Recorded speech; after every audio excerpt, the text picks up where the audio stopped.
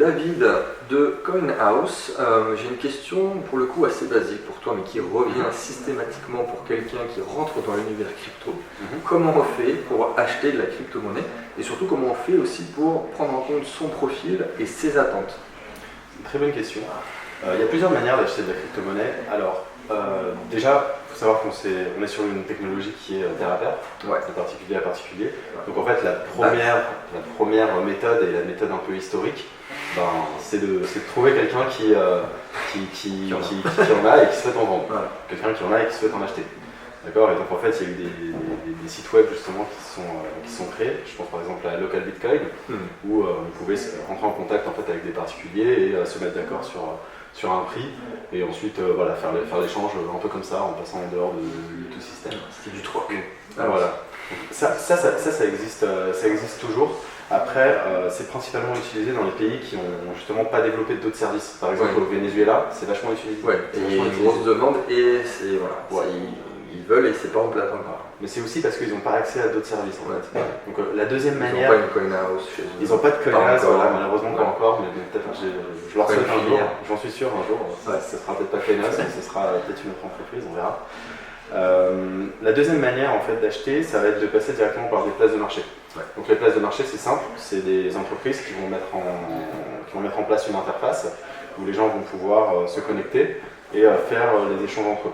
Ça les met un peu en rapport, c'est-à-dire que je vais dire sur la place de marché, je souhaite vendre un bitcoin à 8 000 $, donc c'est le cours à peu près aujourd'hui. Et s'il y a quelqu'un en face qui souhaite acheter un bitcoin à 8 000 $ aussi, et il va pouvoir aller acheter mon ordre et l'échange va se faire de cette. Du coup, on rajoute une tierce personne. On rajoute une tierce personne. Un tiers de confiance qui va faire que l'acheteur et le vendeur vont pouvoir se mettre d'accord. Exactement. Mais en même temps, il a un rôle important, cette tierce personne, parce qu'elle met en place l'interface, etc. En général, à chaque échange, cette tierce personne va prendre une commission. Est-ce que tu peux nous donner des noms, des plateformes? Par exemple, Kraken ou Binance, par exemple. Ce qu'il faut savoir sur ce type de plateforme, c'est pas spécialement pour des utilisateurs qui soient débutants. C'est-à-dire qu'il y a un fonctionnement avec lequel il faut se familiariser. T'arrives, tu vois des graphiques de. Ça fait un peu peur. C'est assez technique. Il n'y a pas vraiment d'accompagnement. C'est-à-dire que on peut contacter le support, mais on va vous répondre un peu vite fait. C'est un peu compliqué. C'est en anglais. C'est souvent en anglais, pas de suite. Et ça, je le vois en tant que formateur. C'est il y a le nombre de personnes qui n'ont pas l'habitude. C'est ça. À la fois du vocabulaire, plus du monde crypto, plus de ça en anglais, c'est compliqué. C'est ça. Donc en fait, il faut vraiment savoir ce qu'on fait quand on va sur une place de marché. Et aussi, le problème des places de marché, c'est qu'on peut avoir l'envie d'aller essayer de faire des plus-values en tradant, par exemple. Et souvent, le problème, c'est qu'on a des gens en face de nous qui sont beaucoup plus expérimentés et on va souvent se brûler les ailes. D'accord. Donc, quand nous, à CoinHouse, on ne conseille vraiment pas de faire ça d'une première trade. C'est vraiment pour les utilisateurs un peu plus expérimentés. Et donc ensuite, il y a une troisième catégorie de services, on va dire, qui permettent d'acheter de la crypto-monnaie, et justement c'est celle dans laquelle CoinHouse tombe, et c'est ce que j'appelle moi les facilitateurs. C'est-à-dire qu'on tombe dans le conseil, on tombe dans l'accompagnement. Voilà. On a un service en fait qui est beaucoup plus premium, on va dire, beaucoup plus qualitatif dans le sens où on va vraiment accompagner le client. On a des équipes qui sont là sans arrêt en fait pour répondre aux demandes des clients, qu'on peut les accueillir dans un espace physique et on est beaucoup plus réactif aussi. Donc c'est ça en fait notre plus-value ici, c'est qu'on va pouvoir apporter ce service d'accompagnement et qu'on va faire tout pour que le process en fait d'achat, de vente, de savoir ce qu'on veut faire, etc. On va être accompagné par quelqu'un. Surtout vous avez tous les profils, j'imagine, et toutes les attentes possibles et imaginables. Exactement, c'est ça. Donc on doit savoir un peu aiguiller les gens.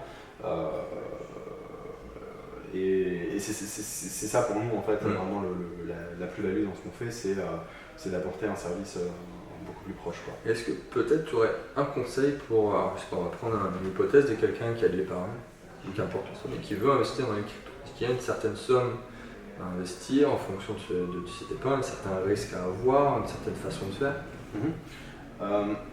Bien sûr, il y a pas mal de comportements à adopter. Complètement différent de l'un à l'autre.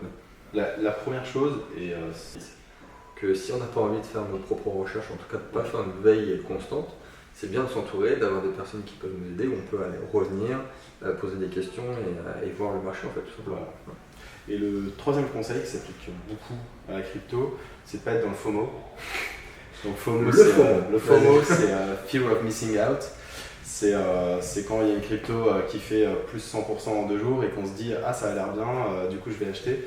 Et au final on se prend toute la correction dans la tête. Ouais. Donc, en français on pourrait l'appeler, alors c'est un petit peu plus élégant, je l'appelle ça le biais de cupidité.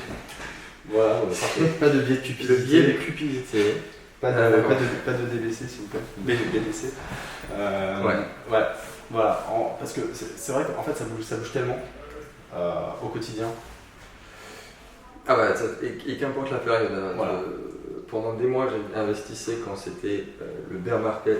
Il suffit d'une toute petite reprise du marché pour que je reçoive des dizaines de messages. C'est maintenant qu'il faut que j'achète. Voilà, ça s'appelle un FOMO. Ça, c'est le comportement inverse du bon comportement qu'il faut avoir. Ouais. C'est-à-dire que dans la crypto, il faut analyser les fondamentales. Voilà, moi, j'ai analysé les fondamentales du Bitcoin et je me dis que ça a énormément de valeur et que ça va prendre sa place. À partir du moment où on est long terme sur le Bitcoin, dans ce cas-là, la chose la plus logique à faire, si on veut en acquérir, c'est de l'acheter là où c'est le moins cher. Donc là où c'est le moins cher, c'est quand ça s'est cassé la gueule. Dans les creux de marché, même s'il y a des saisons, on peut acheter quand ça repart. Exactement. Donc c'est dans les creux de marché. C'est-à-dire que clairement, là quand on est passé, quand on est descendu en flash jusqu'à 3000 $, là c'était un FUD. C'était pas un FOMO, c'était un FUD. Voilà, c'était du FUD peut-être, mais clairement c'était une belle opportunité d'entrée. Parce que tout d'un coup, le prix du Bitcoin était divisé par 2. Donc, je pouvais avoir 2 fois plus de Bitcoin pour le même prix. Donc c'est clairement une bonne opportunité. Donc une fois qu'on a repéré des moments assez intéressants, et là on pouvait le savoir justement parce que en fait Bitcoin avait fait moins 85% par rapport à son ATH. Et historiquement, Bitcoin n'est jamais allé plus bas que moins 85% de son ATH. Donc à un moment donné on se dit bon c'est peut-être un bon moment d'entrée.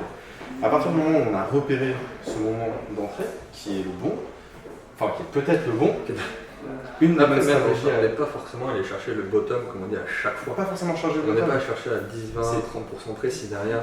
C'est ce que j'allais dire justement. Mais à partir du moment où on a capté un moment où il est éventuellement intéressant d'entrer, ce qu'on peut commencer à faire, ce qui peut être intéressant, c'est de mettre en place une stratégie qu'on appelle de DCA, donc Dollar Cost Average. C'est-à-dire, je vais me dire, ok, c'est une période intéressante, le bear market. Alors on a fait moins 85% de bear market, les fondamentaux sont toujours là, les protocoles continuent d'évoluer, les protocoles s'améliorent de jour en jour.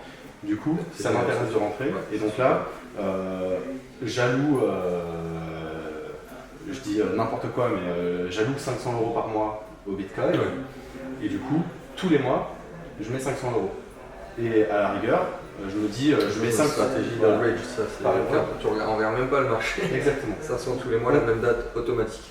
Soit ça, ou soit on peut même regarder le marché. On se dit tous les mois, je mets 500 € entre le 1er et le 10 du mois. Et là, je repère un moment où c'est dans le rouge, où c'est bien dans le rouge, il y a un bon creux dans ces 10 jours-là. Je mets mes 500 € et là, je réfléchis pas. C'est une bonne stratégie. Mais pour conclure, vraiment comme tu as dit, il y a une phrase importante que tu as dit, c'est parce qu'on a confiance et qu'on maîtrise vraiment comment ça fonctionne, du coup on a confiance dans la technologie, du coup on est serein sur le moyen terme, sur le long terme. Exactement. Parce que si on ne sait pas ce que c'est, à la première fake news ou que ça se casse un peu la gueule, on a envie de revendre. Et ça c'est le piège. Je veux dire, c'est comme en bourse, c'est sûr que si on investit, je sais pas, sur Total ou LVMH, on sait ce que c'est Total, on sait ce que c'est LVMH. Et du coup on est confiant. Exactement, c'est ça. Merci beaucoup, David. Avec plaisir.